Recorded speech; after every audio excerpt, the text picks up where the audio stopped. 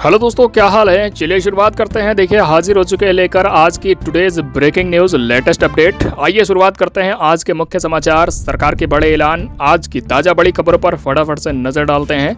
Video को आप लोग पहले ही लाइक कर दीजिएगा, चैनल को भी सब्सक्राइब करके कमेंट बॉक्स में बताइए आप लोग वीडियो कहाँ से देख रहे हैं। तो सबसे पहले बड़ी खबर देखिए आप, राम मंदिर चोरी, चंपत राय से पुलिस की पूछताछ शुरू। अयोध्या के वकील बोले आरोपियों की पैरवी नहीं करेंगे, सुप्रीम कोर्ट का तुरंत सुनवाई से भी इनकार। जी हां, बड़ी खबर देखिए, राम मंदिर में चढ़ावा चोरी मामले में, अयोध्या के राम मंदिर चंदा चोरी मामले में पुलिस की जांच अब और तेज हो गई है। खबर ये निकल कर आ रही है कि जिस पूर्व पदाधिकारियों ने जितने भी यहाँ पर जो है शामिल थे इस पूरी चोरी में, उसमें पुलिस पदाधिकारियों की तरफ से यहाँ पर पूछताछ गहनता से की जा रही है। वहीं वकीलों द्वारा देखिए खबर है कि आरोपियों का बहिष्कार किया गया है, सुप्रीम कोर्ट द्वारा तुरंत सुनवाई से भी इनकार कर दिया गया है। ऐसी बड़ी यहाँ पर देखिए खबरें निकल कर आ रही हैं। तो कुल मिलाकर इनका यहाँ पर साथ तो किसी को नहीं देना चाहिए, क्योंकि इन्होंने ऐसा जघन्य अपराध किया है। भगवान के मंदिर में यहाँ पर देखिए इन्होंने चोरी की है, तो हर तरीके से अब इनका यहाँ पर देखिए बहिष्कार होना शुरू हो चुका है। आपके अनुसार दोस्तों इनका क्या किया जाना चाहिए, इन चोरों का कमेंट करके आप लोग अपना जवाब जरूर लिखिएगा। इसी बीच देखिए यहाँ पर दरअसल इस्तीफे के तीसरे दिन चंपत राय दिल्ली गए और संघ का राम मंदिर चढ़ावा चोरी का रिपोर्ट बनाना शुरू कर दिया गया है। खबर आ रही है कि यहाँ पर जो ट्रस्ट है इसे फिर से बनाया जाएगा और इस पर देखिए केंद्र सरकार पूरी तरीके से गहनता से जांच कर रही है और पूरी तरीके से जो ट्रस्ट बनेगा उसमें किस किस को इस प्रकार नए सिरे से शामिल किया जाएगा उस पर भी यहाँ पर देखिए चर्चाएं चल रही हैं। तो कुल मिलाकर अब यहाँ पर नए सिरे से राम मंदिर अयोध्या का ट्रस्ट बनाया जाएगा। इसी बीच देखिए अगली बड़ी खबर आप, मोदी कैबिनेट से बाहर हो सकते हैं ये 6 मंत्री, 9 चेहरों के शामिल होने की सुगबुगाहट तेज। इस बारे फेड बदल्स की पूरी कहानी जान लीजिए। जी हाँ, खबर एक देखिए यहाँ पर, मोदी सरकार अपने कैबिनेट में कई नए मंत्रियों को जगह देने जा रही है, कुछ मंत्रियों को हटाया भी जाएगा।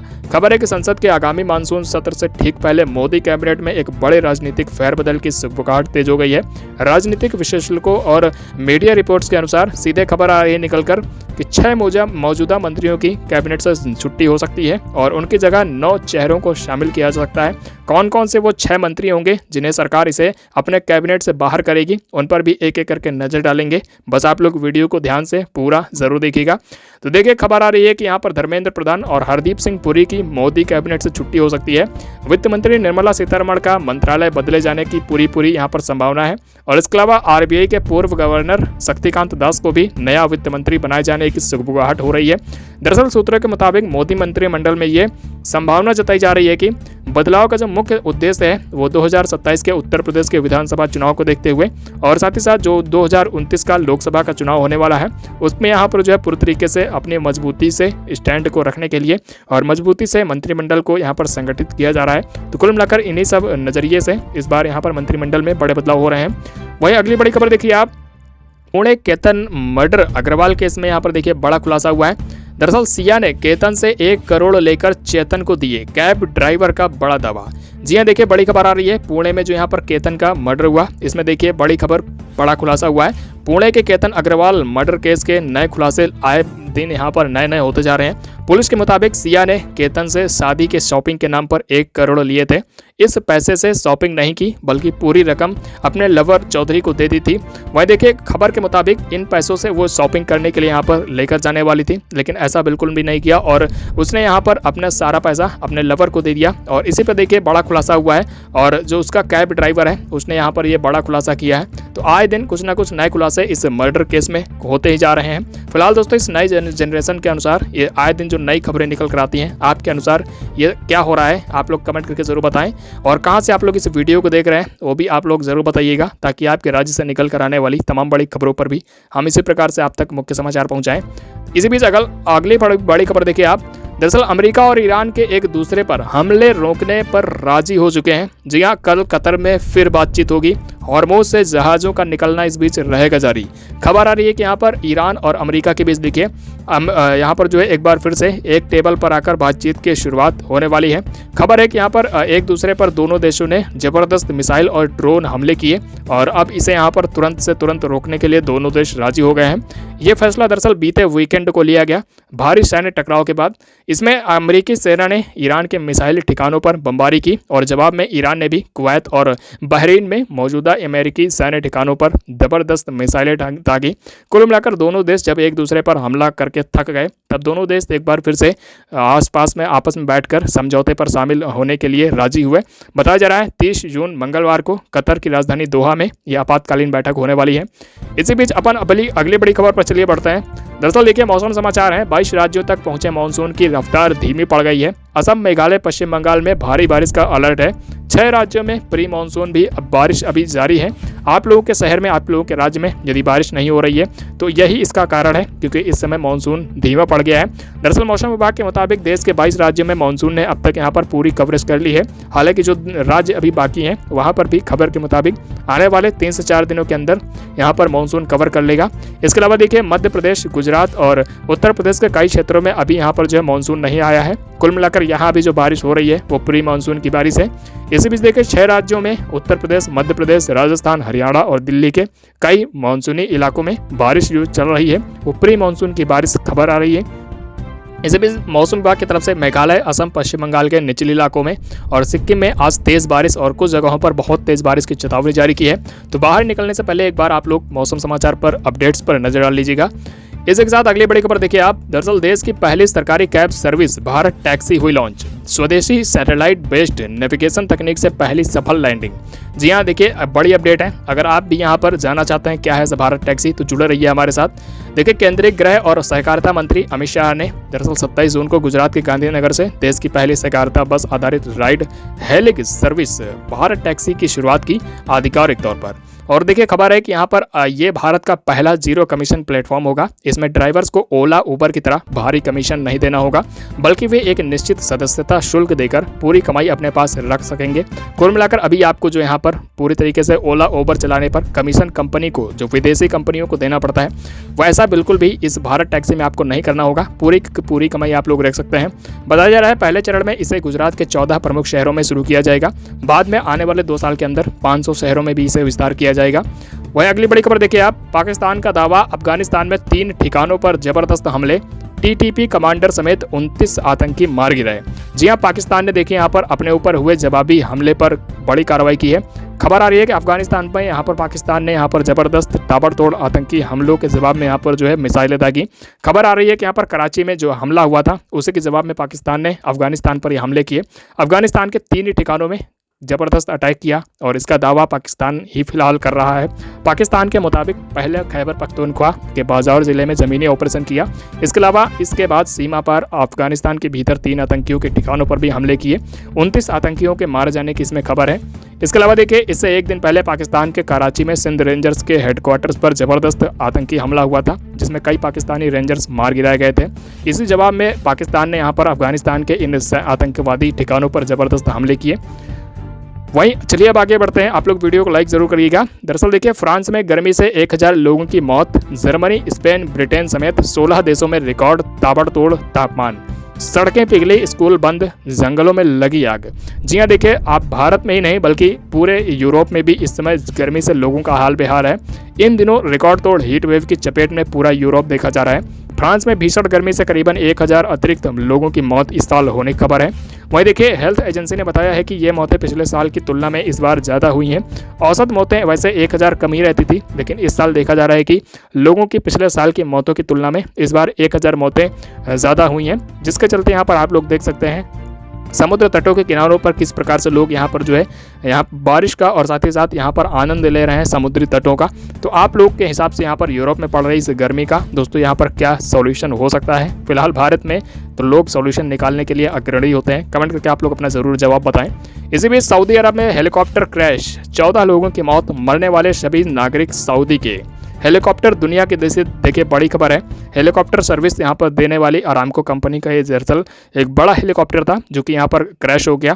और इसमें खबर आ रही है कि यहाँ पर सऊदी अरब के रास तनूरा इलाके में ये ज़बरदस्त यहाँ पर जो है भीषण हादसा हुआ। इसमें यहाँ पर सभी नागरिक जो सऊदी के ही थे वो यहाँ पर मारे गए ऑन द स्पॉट। इसके अलावा देखिए इसमें सवार जितने भी 14 लोग मारे गए। खबर आ रही है कि यहाँ पर अरामको कंपनी के इस हेलीकॉप्टर में वो लोग सवार होने के बाद यहाँ पर जो है पूरी तरीके से उड़ान भर लिए थे, लेकिन बाद में कुछ तकनीकी खराबी की वजह से हेलीकॉप्टर क्रैश हो गया। हादसे में जान गंवाने वाले सभी नागरिक सऊदी अरब के ही थे।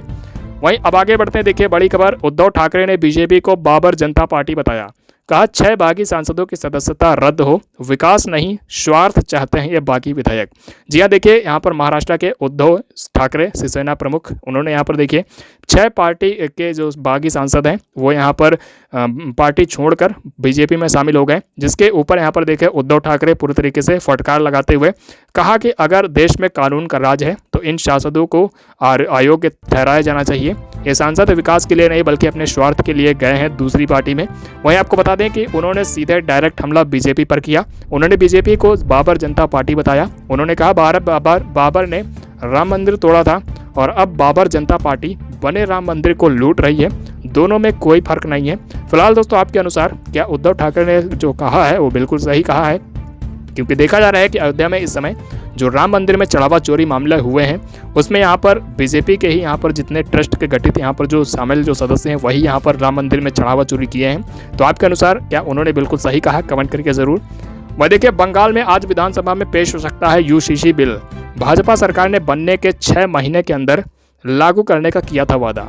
जी हाँ, पश्चिम बंगाल में जैसा कि आप लोग यहाँ पर अगर पश्चिम बंगाल के रहने वाले हैं तो देखिए यहाँ पर भाजपा सरकार सोमवार को विधानसभा में यूसीसी कानून पेश कर सकती है, ऐसी खबर आ रही है। दरअसल भाजपा सरकार ने अपने विधानसभा चुनाव से पहले संकल्प पत्र में 6 महीने के अंदर कहा था कि यहाँ पर यूसीसी कानून लागू किया जाएगा और 9 मई को नई सरकार का गठन हुआ। और देखिए उसके 2 ही महीने भी नहीं हुए अभी और 1 महीने के अंदर ही अंदर ये जो है यूसीसी कानून अब लागू किया जा रहा है। इस विधेयक के तहत बताया जा रहा है कि विवाह, तलाक, उत्तराधिकार, संपत्ति के बंटवारे और गोद लेने जैसे मामलों में धर्म आधारित व्यक्तिगत कानूनों की जगह सभी नागरिकों के लिए एक समान नागरिक कानून लगाया जाएगा, ऐसा यहाँ पर प्रस्ताव है। इसी के साथ चलिए आपको बता देते हैं क्या होता है आखिरकार यूसीसी। आप लोग इस पर एक एक करके नज़र डाल सकते हैं। देखिए, यूसीसी का पूरा नाम यूनिफॉर्म सिविल कोड या समान नागरिक संहिता होता है। आसान शब्दों में कहें तो इसका पूरा मतलब होता है पूरे देश के लिए एक समान कानून। यानी कुल मिलाकर अभी क्या है कि देखिए आप वर्तमान जो अलग अलग धर्म है जैसे हिंदू, मुस्लिम, सिख और ईसाई, इसमें अपने पर्सनल लॉ होते हैं जिसके आधार पर शादियाँ और संपत्ति के बंटवारे तय होते हैं। लेकिन यूसीसी लागू होने पर क्या हो जाएगा कि सभी धर्मों के पर्सनल लॉ खत्म हो जाएंगे और सभी नागरिकों के लिए एक जैसा कानून हो जाएगा। तो कुल मिलाकर ये विशेष तौर पर एक प्रकार से सही भी है, क्योंकि यहाँ पर अभी क्या है कि सभी धर्मों के यहाँ पर जितने भी कानून हैं, चाहे शादी विवाह के हों, तलाक के हों, संपत्ति के अधिकार हों, गोद लेने के अधिकार हों, ये सभी धर्मों के अनुसार अलग अलग कानून बने हुए हैं। लेकिन यूसीसी लागू होने पर ये सभी एक समान हो जाएंगे सभी धर्मों पर। इसमें कानून के लिए भी अच्छा हो जाएगा। वही देखिए, बड़ी खबर आप, दिल्ली कैबिनेट ने नई इलेक्ट्रिक व्हीकल नीति को दी मंजूरी। जी हाँ, सीधे खबर निकल कर आ रही है यहाँ पर दिल्ली से, जहाँ पर दिल्ली के मुख्यमंत्री ने यहाँ पर देखिए नई इलेक्ट्रिक व्हीकल नीति को मंजूरी दे दी। दरअसल दिल्ली में अब यहाँ पर देखिए प्रदूषण को कम करने के लिए ये ईवी नीति को लागू किया गया है। मुख्यमंत्री रेखा गुप्ता ने सोमवार को घोषणा की कि दिल्ली के कैबिनेट में यहाँ पर जो नई इलेक्ट्रिक व्हीकल नीति को मंजूरी मिल गई है। उन्होंने ये भी बताया कि 1 जुलाई से इसे संभावना है कि पूरी तरीके से लागू कर दिया जाएगा। दरअसल मुख्यमंत्री के अनुसार नई ईवी नीति का जो उद्देश्य है बताया जा रहा है राजधानी में स्वच्छ और हरित परिवहन को बढ़ावा देना, प्रदूषण कम करना, और जो यहाँ पर काफ़ी तेज़ी से यहाँ पर प्रदूषण बढ़ रहा है दिल्ली स्टेट में, और साथ ही साथ जो यहाँ पर दिल्ली राजधानी यूटी है यहाँ पर भी प्रदूषण को कम करने के लिए ये नई इलेक्ट्रिक वाहन नीति लागू की गई है।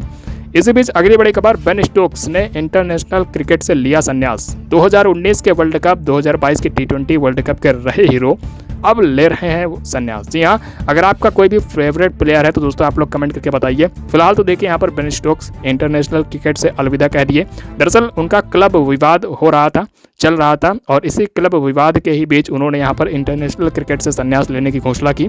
आपको बता दें कि यहाँ पर इंग्लैंड के कप्तान बेन स्टोक्स ने इंटरनेशनल क्रिकेट से संन्यास का ऐलान तब किया जब न्यूजीलैंड के खिलाफ वो अपना आखिरी टेस्ट मैच खेलने वाले थे। तो आप लोग अपने फेवरेट क्रिकेटर का नाम कमेंट करके जरूर बताइएगा। इसी बीच आइए अब आगे बढ़ते हैं। देखिए, जुलाई महीने में अगर आपका भी है बैंकों से कामकाज तो 12 दिनों तक रहेंगे बैंक बंद। 4 रविवार 2 शनिवार के अलावा अलग अलग जगहों पर 6 दिन रहेंगी बैंकों की छुट्टियां। खबर है देखिए सीधे बैंकों से निकल कर आ रही है। बैंक आने वाले जुलाई महीने में 12 दिनों तक अलग अलग राज्यों में बंद रहने वाले हैं, जिसमें आपका कामकाज नहीं होगा।